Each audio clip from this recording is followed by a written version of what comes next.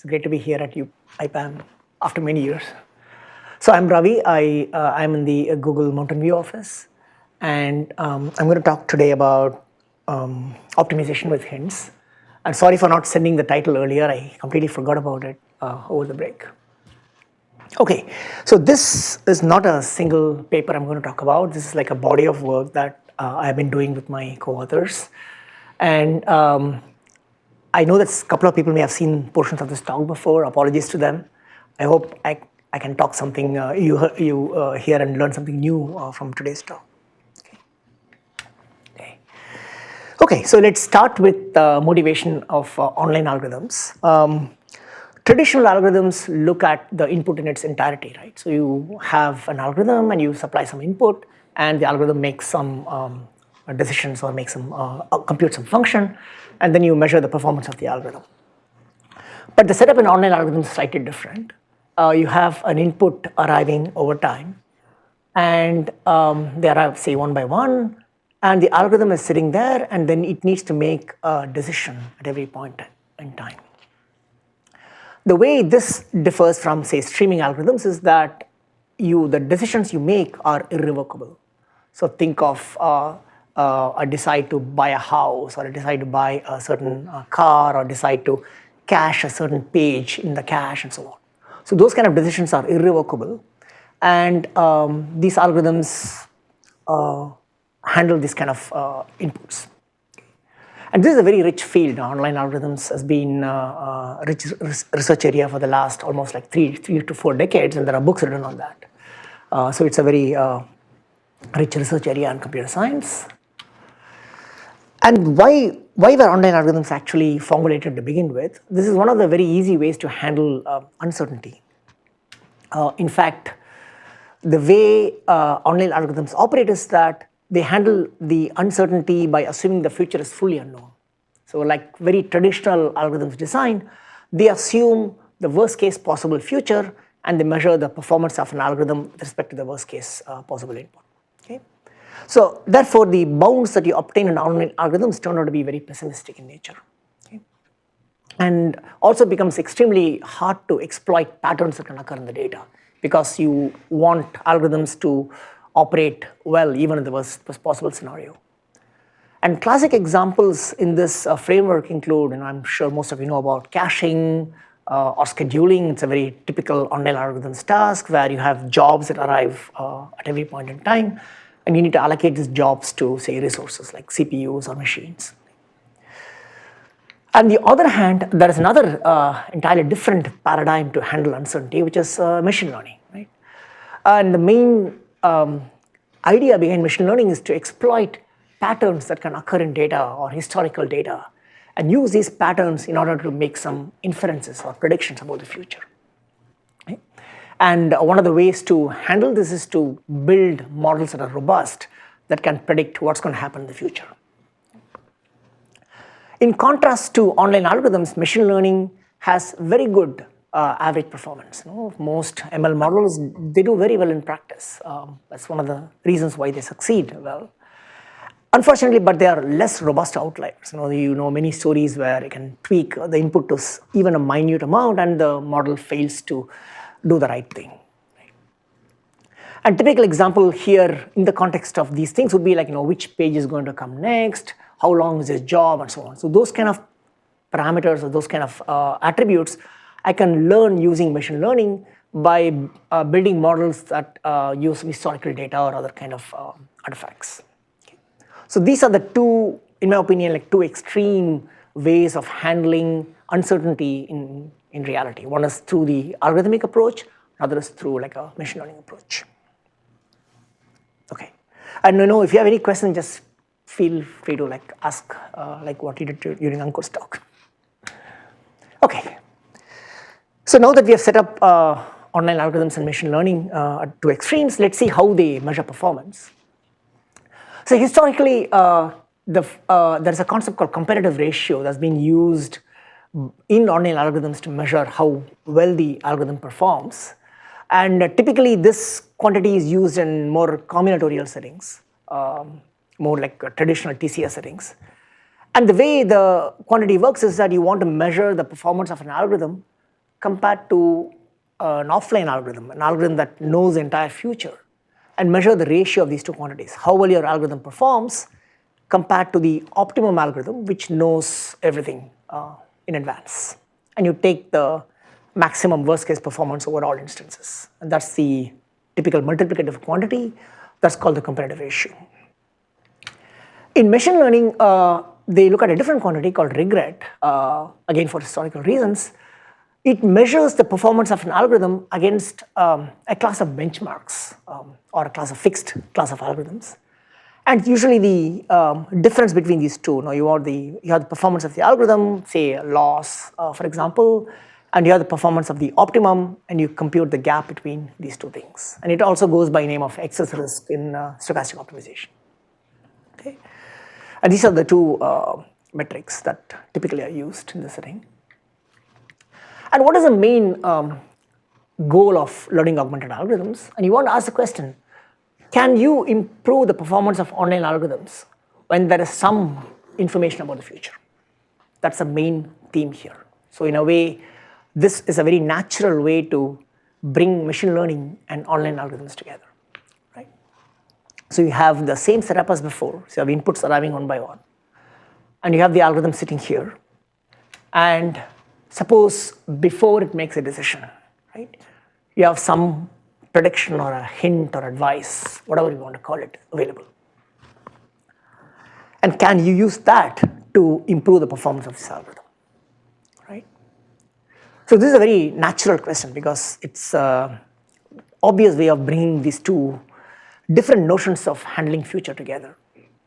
Besides that, there are a couple of other motivations. One is that ML has been extremely popular and extremely effective in practice. And it's quite natural to ask how much can ML help online algorithms. And taking a step back, even though online algorithms and comparative ratio are well-studied quantities, as I said, they study the worst case behavior. Therefore, the bounds are very pessimistic. And there have been many suggestions how to make this bounds less pessimistic. One example, one way would be to impose a distribution assumption, assume that the inputs come from a certain distribution, and argue that the algorithms work reasonably well or even better than what the worst case bound state under these distribution assumptions. But for many reasons, people don't like it because distributions don't really have like a very succinct form, or people don't buy that this is exactly the distributions that the inputs come from, or the distributions could change. But luckily, ML, by building an ML model, you could circumvent all the stuff. You could build online models, or you could build models that can capture the nuances of real world distributions. And therefore, I would like to think that this way of assumption is much better than making a static assumption about the distribution. And this really captures the reality much closer. Okay? So think of this way as like trying to avoid the worst case bounds that typically assumed in online algorithms. Okay? Good. So now that we have stated what we want, how we want to bring them together, what are some good desired properties of any such framework that brings like ML and online algorithms? The first is obvious, right? What we call consistency. And the question that we ask is, how well does the algorithm perform when the hint is good? Suppose the hint supplied to the algorithm is really good, so you're able to predict the future precisely. Then we would like almost like a near offline performance. It's almost knowing the future in its entirety, right? So that's the kind of performance that we want. So we want consistency, which means that the performance should be like the offline performance if the hints are reasonably good. And of course, as the hints quality go down, we also want some kind of a graceful degradation in the performance of the algorithm. So it should not like suddenly deteriorate to outputting like junk. Okay. So this property is relatively easy to achieve. There's a slightly more subtle property, which is the robustness. The question there is, how well does the algorithm perform when the hint is bad? Okay. What we don't want to happen is that the hints can be really bad, could be adversarial even, but we don't want it to be the case that the algorithm throws up its hand and say, you gave me bad hints, so I'm allowed to do anything arbitrary, right? So we want a near online performance even if the hints are extremely bad. In fact, even if they are adversarial, every time it provides a hint that's trying to really thwart my algorithm. So even if that's the case, I want a near online performance. And this is usually harder to achieve because a priori you wouldn't know how good the hint is. And the third desirable criteria is what I call parsimony, the sense that the algorithm should use hints only if they are useful, right? It should require hints only if they are useful. And in an ideal case, if I don't really need a hint, if I'm doing well, maybe the input comes from a really well-behaved distribution, or I'm able to really exploit the patterns in the data, then in an ideal setting, I should not even be needing hints. Of course, I do this, I should be able to do it retaining both these two properties. And why is parsimony interesting and important? Because in many cases where I can build complicated ML models to predict the future, these models can be expensive. So if I ask for hint at every time, right, running such ML models could incur a lot of cost. And therefore, I really want my algorithm to use hints only when it's absolutely needed. So this is another desirable property. Okay, and on top of everything, the algorithm itself should not make any assumptions about the model. It should be oblivious to the performance of the model. But I should be able to state my bounds or results in terms of how well the model does.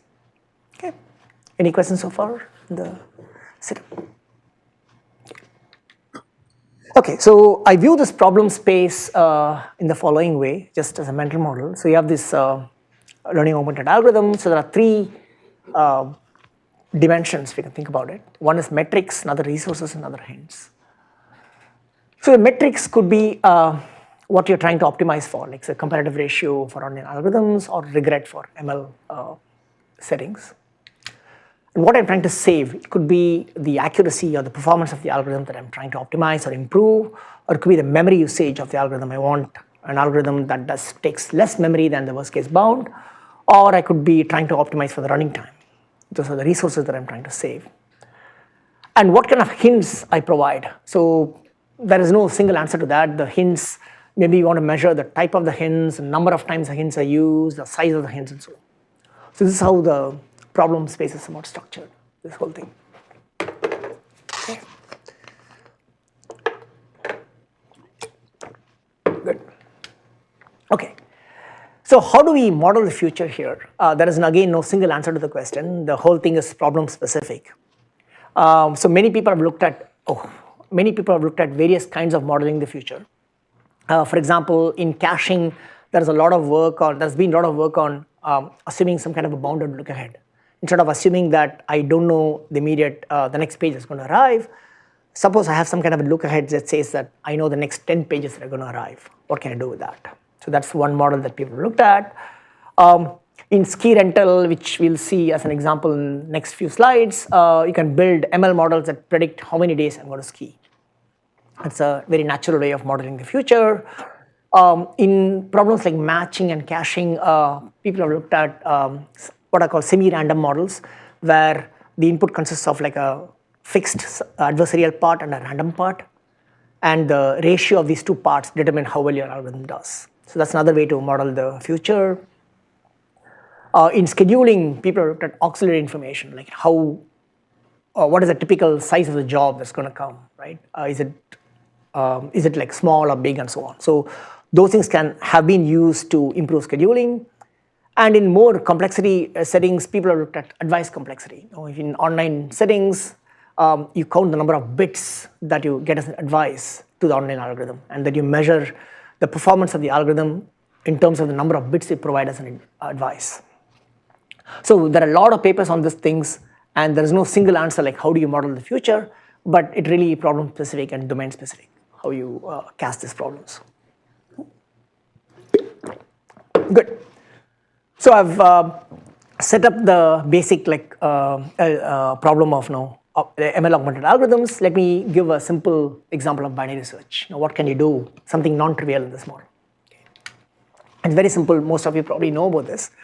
So in the classic binary search setting, so you have a sorted array A, It has say n elements, and you're given a query element say q, and you need to find the index of the q, assuming that it's there in this array A. Okay? So of course, what you do is you do the classic binary search. You start with the middle point, and then you recursively find out based on the value here and the array's elements. Right?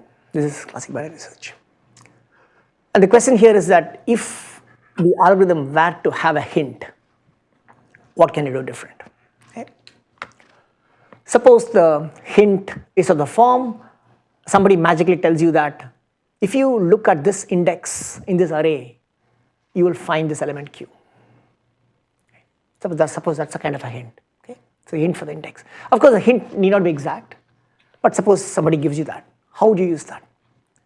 Of course, the first thing I would do is I would compare the element q with what the hint suggests. And suppose it says that the actual q is more than what the hint suggests, then you do some kind of a doubling. You just keep doubling and then trying to find out the interval that contains the element, possibly contains the element. And then you do binary search on this found interval. Right? It's a very natural way to use a hint. Okay, so is that clear? But the interesting part is that you can analyze this in terms of the error.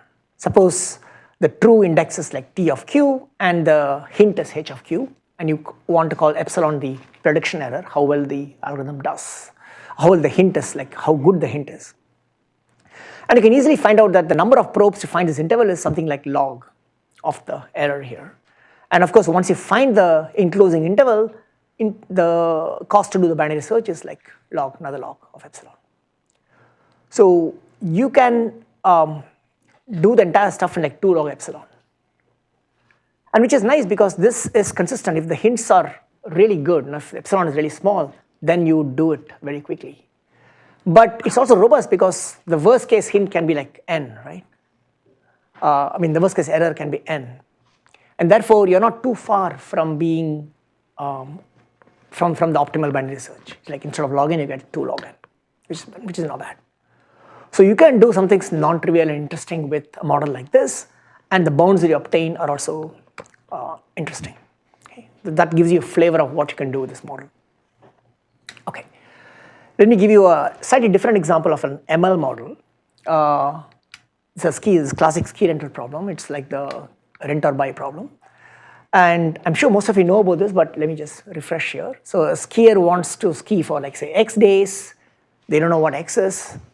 On each day, they have 2 options. Either they can rent a ski for $1, or you can buy a ski for $B and ski free thereafter, right? And the question is, should they buy ski or not? And the thing that they don't know is how many days they're going to ski. Right?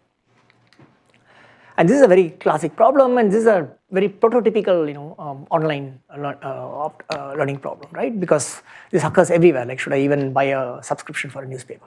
Because I don't know how long, or subscription for a subway ticket, right? And you don't know how many rides I'm going to take. Okay, and the classic problem is like a 2 approximation. Of course, if I know how many days I'm going to ski, the problem is trivial. But otherwise, the optimal strategy is that if X is more than B, right, then you buy on day 1, otherwise just rent on all days. And what if the problem is, what if X is not known? What if I don't know how many days I'm going to ski? Then there's a classic deterministic algorithm, which is that you just buy on the bth visit. So you skip the first rent for the first B minus 1 days, and then buy on the bth day.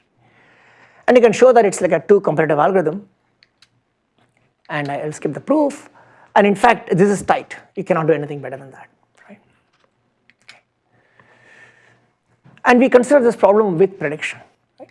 Suppose, in addition to skiing, a genie comes and tells that you're going to ski for 15 days. So maybe it's a model based on my profile, or based on my past history, or like some notion of looking at my profile, a model is able to determine that I'm going to ski only for 15 days. Maybe after that I break my legs or something, right? So in this case, what do I do? If X is the true number of ski days and Y is the number of predicted days, you can just still define the prediction error here. And you can define the comparative ratio in terms of how well the prediction is made. And just to cast these concepts into the earlier things that I talked about, consistency and robustness, you want to call the algorithm is beta consistent if there is no error, I get a comparative ratio of beta. And if it's gamma robust, if the comparative ratio is at most gamma for all kinds of errors. Suppose we have this definition here. Okay, so here is one naive way of using the hints. I just trust the hint, right? So I just say that if a hint tells me that is more than B, just buy on day 1, otherwise rent each day. So what goes wrong here? The problem is that I trust the hint too much. Right? The hint could be arbitrarily bad. So you get optimality, you get consistency, the hints are good, you'll get the optimal performance, but the algorithm is clearly not robust. Right? So how do you make this algorithm robust? Okay. What you want to do is that you want to have an element of caution here. So don't trust the hint all the time. Suppose lambda is some kind of a hyperparameter, my trust in how good the hints are. Then I can hedge against bad hints by instead of trusting it all the time, I just don't buy it on day B, but I buy it on like lambda times B. Well, lambda is some kind of a hyperparameter that tells me how much to trust the hint. And otherwise, I would buy on B over lambda. What you can show is that this algorithm gets this performance, and it's both consistent and robust. Okay, so you kind of trade off these two things, and you get some nice smooth trade-off here. And you can ask like, if what is the semantics of this lambda? A small lambda implies that I have a larger trust in the prediction, and therefore I get higher consistency. So it depends on how I tune lambda, I can lie anywhere on this curve. So this is another example where I can use the predictions, but I also control how much I use it.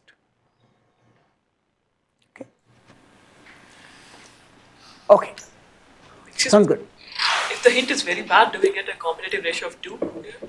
So that depends on how you set your lambda. But we don't have any way of like learning. So that's why it's a hyperparameter, right? So you want to, you want to just give some value, like maybe if I believe that the predictions are true, like 80% of time I set lambda to be 80, then I get the corresponding, it's bounded anyway. I get a corresponding comparative ratio. So yeah, I mean, here is a case where I have to know some external information, how much I trust the prediction. Okay. So now I'll jump to the main portion of the talk, which is on online linear optimization. It's a very, very nice framework. Again, like I'm sure many of you may have seen versions of this. This was actually formalized by a beautiful work of Martin Zinkovich many years ago. It's like a game. Okay, what happens here? Let's first assume that the whole action takes place inside some unit ball. No, this is a constrained space here. So this is a repeated game, and the game takes place in rounds. At each round, you have an algorithm that's supposed to choose some vector WT. It's since it's a game, it's sometimes called it plays the vector WT. Once it plays the vector WT, nature responds with a cost vector CT. Okay? And you measure the loss of your algorithm at this step by just computing some linear function, some inner product between the weight vector that I played and the cost vector that the nature responds. So this is exactly what's happening here. So there is a cost that's not known to the algorithm before it plays the weight. So it plays W1 and then C1 appears. You compute this loss, and then it plays W2, C2 appears, you compute the loss again, and take the sum of all the losses, that's the loss of your algorithm. Okay. So is that clear, the model? And what you want to measure is, if the algorithm knew the entire future until say time t, it could have played one single vector W star, right? And take the best such vector W star, and you measure the regret with respect to that. So you take the difference between the regret of your algorithm, which is sum of all the losses in each time, minus the best possible algorithm, which would have played a single vector W star that would have been obtained in retrospect. Okay. And that's the regret of the algorithm. This no game that nature is playing here, right? So the C vectors are all fixed. It's just that we don't know them. Exactly. But there are cases where the C vectors could be adversarial or could be the game is mostly because of the back and forth interaction. So I thought in Zinkovich's setting, like the CTs are allowed to depend on the past, and they can be adaptive. Yeah. Okay. This allows that. Now this CTs can be arbitrary. So yeah. Right. Any other questions on this model? Okay. And in fact, Zinkovich considered the more general like online convex optimization, where I'm trying to avoid that because it's not necessary for a setup, where the loss function is not this linear function, but it's a more convex function, general convex function. Okay, and why is this framework interesting? It looks very artificial, right? You have this game between an algorithm and nature. It turns out that you can capture a lot of very interesting problems using this framework. For example, portfolio selection, which is like very old. How do I balance or manage my portfolio when the stock, which is the nature here, just plays against my portfolio? Or you can model matrix completion problems in this framework. You can model like expert advice by setting up the right L1 simplex space. You can model expert advice as well. And there are things, very nice works of like Bobby and others on online shortest paths and recommendation systems and so on. So this model captures a lot of very interesting ML problems. That's why it's interesting. Okay, so how do I solve this problem? It's again, like most of you know this, there's a classic algorithm called follow the leader, which is exactly what you would do. It's like a gradient descent, right? So how would I respond? The question is, how should the algorithm respond at time t? What it will do is, it will pick the vector that minimizes all the losses from the past, right? It has seen all the costs before. It picks a vector w that minimizes this cost, the loss, and then it responds wt as is w. It's called the follow the leader. But if you, this by itself can have problems. But if you regularize this algorithm with some L2 term, it's called the follow the regularis leader, then it turns out that this modified algorithm can be shown to have a square root t regret. So this is again like from well-known stuff from literature. Okay. So getting such square root t regret is kind of the holy grail. I mean, getting anything sublinear, it's kind of the holy grail here. Okay. Okay. So what's our setup? So we have the same as before, except that the algorithm receives a hint vector before it chooses the wt. So the hint could be supplied because maybe there's some other external model sitting there and providing the hints to the algorithm, or the algorithm could itself derive some hints based on historical data or like similar models and so on. Right? So the hints can be external to the algorithm, but the setup is that it receives a hint before it is allowed to choose the wt. And the question is, can we do anything about improving the performance if such a hint were available? Again, we want the algorithm to be both consistent and robust. We don't want it to degrade in performance if the hints are really bad, and we want it to do really well if the hints are good. Those are the two things that we keep in mind. In addition to that, we also want the algorithm to use as few hints as possible. Okay. Okay, and this is like this is a body of work that I've been doing with Aditya from Utah, Ashok from Boston, and then Manish, my colleague at Google. And we studied this over like 3-4 papers, and then I'm going to present some highlights from some of them. Okay. Okay, so the setup is clear, right? Okay. So first we need to define a notion of what do we call, when do we call a hint to be good? Okay. And we follow this, we use this notion. So we want to call a hint good if it is alpha correlated with the cost. Now for technical reasons, I need to have this squared here. So this is how it looks. So you have this true cost, which the algorithm does not know when it plays wt, and it receives a hint, which it does before playing wt, and we want to call a hint to be good if it is reasonably correlated with the cost, which is unknown, right?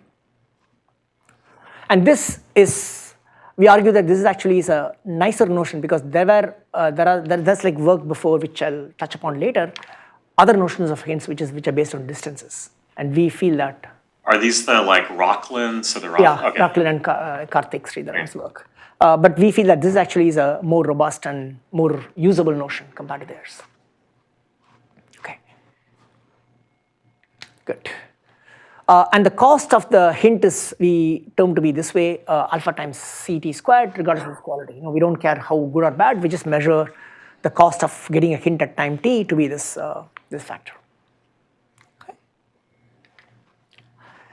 Okay, so the problem is set up now, and what are we aiming for? So as I said, the holy grail in the whole thing here is to get what are called sublinear regret bounds. We want regret bounds that are little of t. And philosophically, it means that the average performance approaches some fixed benchmark. If you take the average regret like over t, right, it's vanishing. And if you go back to Zinkevich or subsequent works, the classic regret bounds give you a regret of square root t. And in fact, and so this turns a bit tight. If it turns out to be tight, if the loss function is in fact linear, in fact that's the hardest case actually.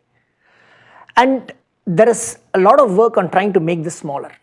Ideally, we want something like log t, right?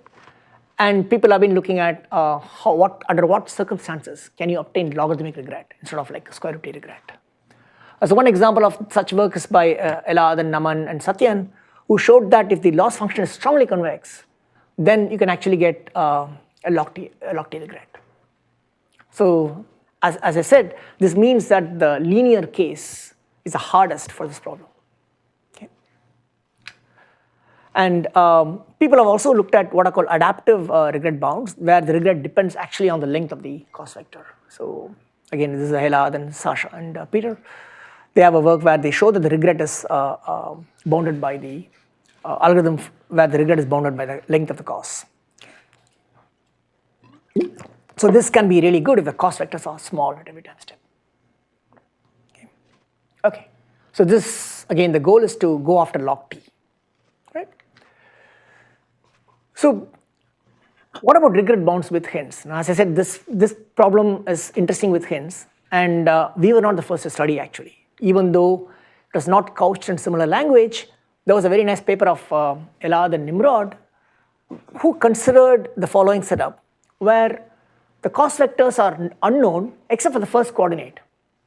Suppose I know the first coordinate of the cost vector, and suppose that the magnitude of that coordinate is fairly big. Okay. Then they obtained regret of something like d squared log t over alpha. So they don't cast it in this hint framework, but they do consider a variant of this problem. And in a very nice work a few years ago, this was substantially generalized. If every hint is alpha correlated, so instead of just knowing only about the first coordinate, suppose I know that every hint at every time step is alpha correlated with my unknown cost, then Offerdeckel and his co-authors showed that you can obtain a regret which is d log t over alpha. Okay. So cast in our language, this says that this is a consistent algorithm, because if the hints are really good, then I get super nice bounds. But unfortunately, their result is not robust, because they do require that the hint at every time step is actually alpha good, it's alpha correlated. And definitely it's not parsimonious, because they do require hint at every time step. So a few years ago, we looked at this problem. In fact, this was the starting motivation for our work. We showed that if most hints are alpha correlated, we get a similar result, in fact a slightly better result. We don't have a dependence on the dimension. We get a log regret in this case as well.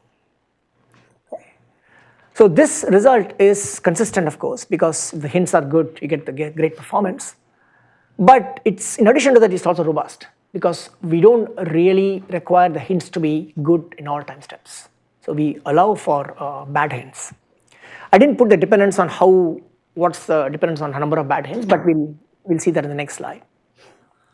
But this work was also not parsimonious. Now, we do require the hints to be supplied at every time step. Okay. So going back to what Ankur is telling, there's also another thing, different kind of a setup called optimistic online learning by Rachlin and Sridharan, where they considered like a hints kind of a setting, and they showed a bound of, regret bound of this form, where you look at the difference between the unknown cost and the hint. But notice that this, you get like little of root t regret only if the hints and the costs are really close at every time step, right? Which is a very stringent requirement, and that's why we like the correlated definition better. Okay. And of course, no, their results also not parsimonious. They do require hint at every time step. Okay, so this is the past history of the problem. Okay. So now let's come to the main result. So this is our main result. If there is an algorithm that if there are b bad hints gives you this regret, which is square root b log t over alpha. So I've simplified the bounds to make them fit in a slide and look appealing, but this is the high level gist of it. Okay, let's stare at this quantity. So why is this bound consistent? Suppose when all the hints are good, so basically b is 0, okay, then I get log t regret, which is exactly what we want. And why is this robust? Even if every hint is bad, adversarial, right? You actually get square root t. In fact, you don't even get this log t. I just simplified it for this, but you actually get square root t regret. So even if every hint is bad, a random hint or adversarial hint, doesn't matter. Okay? And you can also show that the algorithm is parsimonious. The expected query cost is order root t. So you don't even need hint at every time step. You only need it in sublinear number of steps. Okay? This is our main result. Okay, and how is this even possible, right? If you think of this way, like how can I get log regret with hints that are correlated and only like sublinear number of them?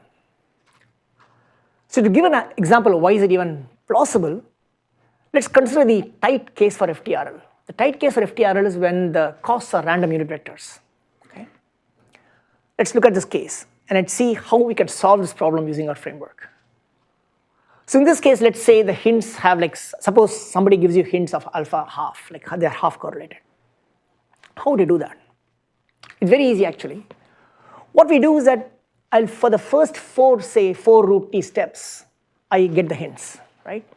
And I know that these hints are alpha half correlated. Okay?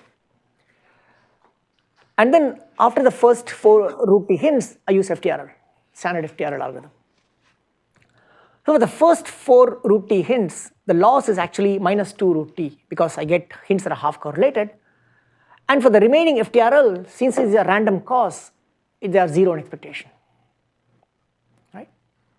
So that's the loss of my algorithm. But since the costs are random unit vectors, you can also show that the cost of the optimum algorithm is something like 2 times square root t. So by taking the hints for the first root t steps, I'm able to cancel this out. And that's why I'm able to even make progress here by not just getting a log small regret, but also making very few number of queries to the hints. So this gives you an idea that why such a result is even possible. In fact, when we got the bounds, we were actually quite surprised that it's even possible, but maybe no.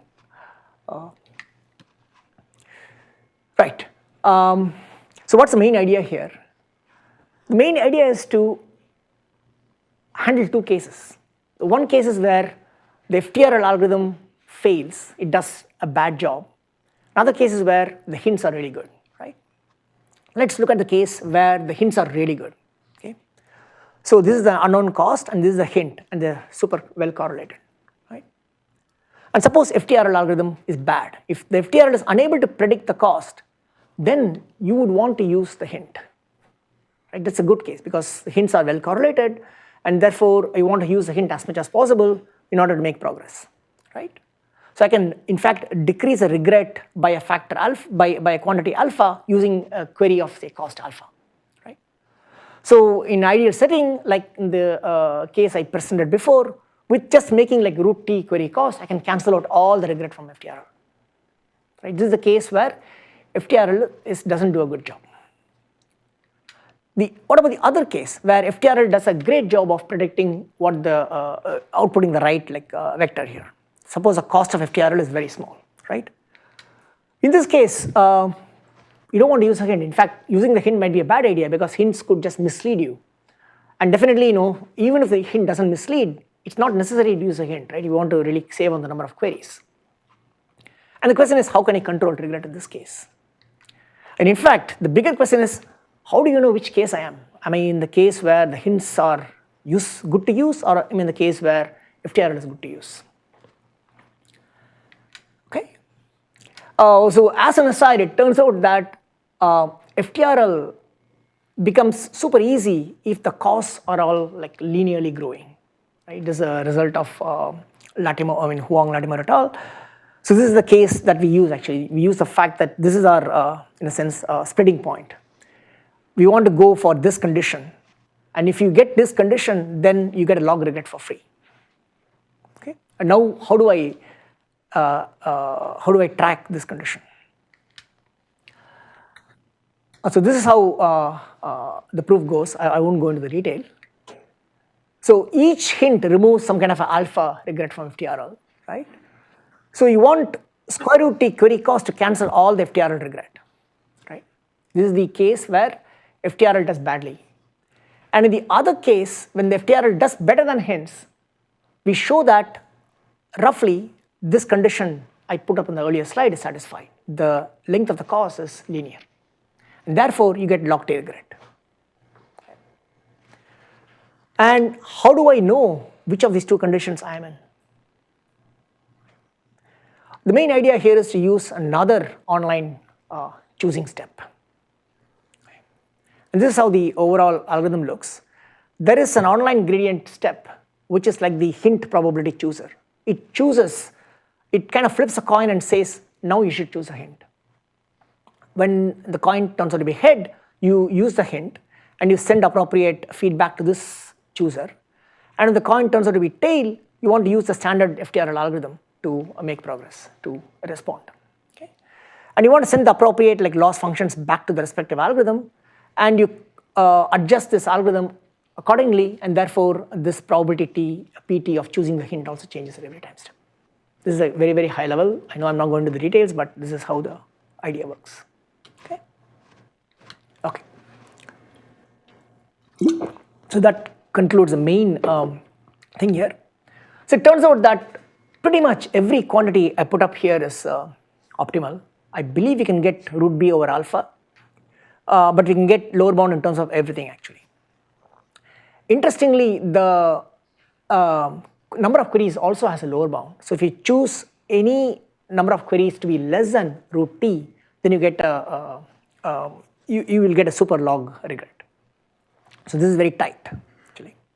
And even more interestingly, any deterministic algorithm with log regret has linearly many hints, needs to use linearly many hints. So there is really a randomization needed here, and you get a lower bound for deterministic algorithms. Okay. So, but we don't get a lower bound in this multiplicative form, but any of these terms is tight. Sorry. Oh, I have 5 minutes. Okay. So the lower bounds actually are fairly simple. The root b lower bound is very simple. What you do is you embed a hard instance in the first b steps, you get a root b lower bound. This happens everything in one dimension. The 1 over alpha lower bound is also tight. You embed it in say 2 dimension, you take a 2 dimension case, and the hints only talk about one dimension, one of the dimensions, and you can get like a 1 over alpha lower bound. Okay. So we did try this in practice. It does beat Adam, but we didn't explore too much in the practical settings for ResNet. This is like a couple of years ago. I don't know how things are right now. And you can extend this framework to a variety of things. Now this is another paper where we looked at instead of one hint, I get like k different hints. And what you can show is that instead of depending on one single hint, you can measure the performance in terms of the best linear combination of the k hints. One of those k hints may not be the best thing all the time, but I may be able to take the different linear combinations and I can get a regret bound in terms of the best linear combination. And of course, it also depends on square root of the number of hints that provide this sort of thing. And you can extend this framework to other examples where the algorithm has movement cost. There's a cost of moving from time to t to t+1. So you measure the difference between how much you respond, and there are some interesting dichotomies there in terms of the regret things. Recently we studied the same problem in a bandit setting. So instead of the algorithm in the earlier setting, recall that it receives the cost vector CT, but in bandit setting you only learn about the feedback, the loss. You don't really get to see the cost. What can you do here, right? And of course in a standard like algorithms give you square root t, and if you try to naturally extend this hint framework to that, you hit bad news. What we can show is that even if you provide good hints at every time step, even in 2 dimensions, you cannot beat square root t regret. And the example is like very simple, like 2-dimensional example based on Gaussian distributions, and you can show that this regret is unavoidable. So what it says is that for bandit, you have to change the model to get something interesting, and the model that we propose is some kind of a query model, right? So instead of getting the hint in a passive way, you can query and get the hints in an active way. So what you do is that you want to construct a good estimate of the CT, the hidden cost vector, by issuing a random query at every time step and then give the inner product of the cost with this query. So here you can get actually log t regret for bandits. Okay, so I'll skip the caching part. Sorry, like I didn't time it correctly. So what I wanted to say is that you can get a similar kind of a flavor result for caching as well, where you can, in addition to consistency and robustness, you can also control the number of times you ask for hints. So I want to conclude my talk with a summary. So we looked at learning augmented algorithms as a framework to merge or marry ML models and online algorithms. I feel that it opens up a lot of interesting algorithmic questions to explore. So there are a few practical applications one can think of. I told you about there are various kinds of hints. One of the hints is like priors, like based on historical data. So in a bunch of work with Passan and others, we have used priors to improve the utility of differential private DP algorithms. And another of my interesting things that I want to really look at is, can this framework be used to improve ML training efficiency? We tried some things there, but no, we are not really real practitioners. So some people who are like well versed in this field could try to improve these things. And my bigger thing is that I feel that this opens up also like a, if you want to call it a complexity class, where you allow ML oracles to algorithms, and it'll be nice to have like a full theory of how these things can be formalized and what kind of properties such a framework can achieve. Thank you.